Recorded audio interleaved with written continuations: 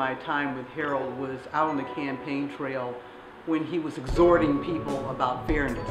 He talked about how he was going to make sure that he brought fairness to everyone in the city, and he would say over and over again, I don't care who you are, I don't care where you are, I'm going to go find you and I'm going to make sure that my administration is fair to you.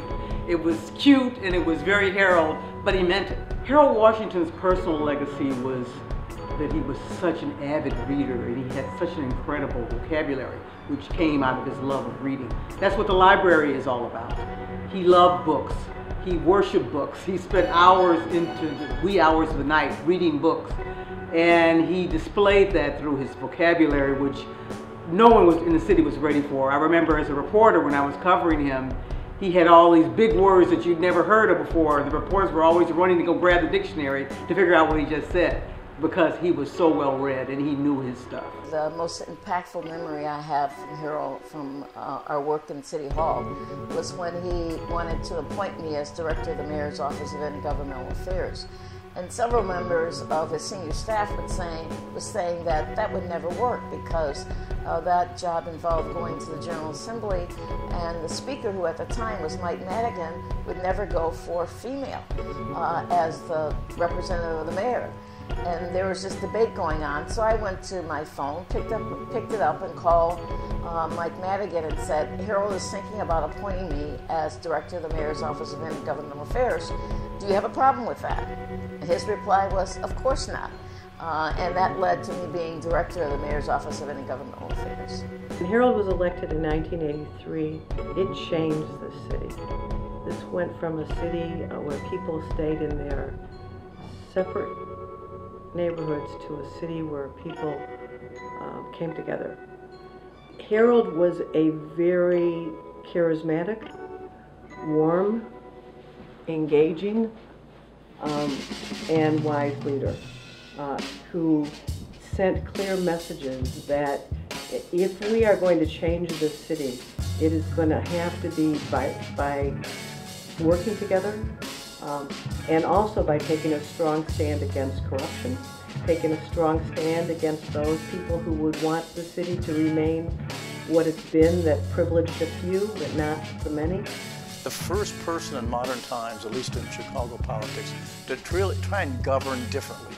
Instead of governing from the top down, governing to help the insiders, the machine, the powerful people to govern in a fair way for everybody.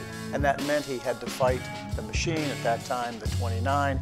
It meant he wanted to cut back a lot of the deals that were basically, the old machine deals helped a few people, but it didn't help the larger population. So often Chicago's been ruled by the few, okay, that use the politicians to do what they want in development, jobs, etc.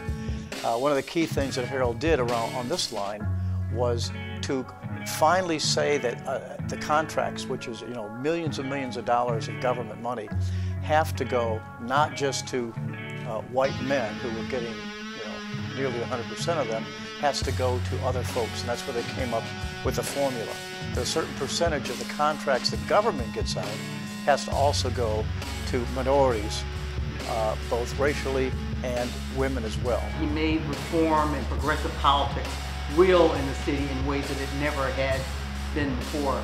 He made it a priority, and he laid the groundwork for progressive politicians to come, including Barack Obama. There would not have been a Barack Obama elected as the first black president without Harold Washington as his predecessor. We've almost never had a time since Harold's passing where I would say the African American community was so committed to political participation.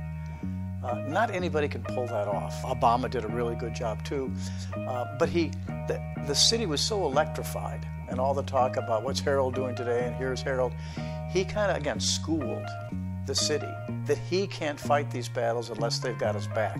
And so we had greater participation, activism, in community meetings and voting and so forth. And that's a tremendously important legacy, although it slipped a lot after his death. Although I don't have any doubt that by having Harold and the job he did as mayor, that had a lot to do with later electing Barack Obama. People voted for that man in record numbers, particularly people in the black community. The turnouts were over 90%. We have never seen turnouts like that again. And people can realize that if you turn out and you vote, you can make a difference. I remember my father hadn't voted for 20 years before Harold Washington came along. And he got out and he voted in a man that he could respect and he could embrace. And the message is, if you vote, if you participate, it can really matter.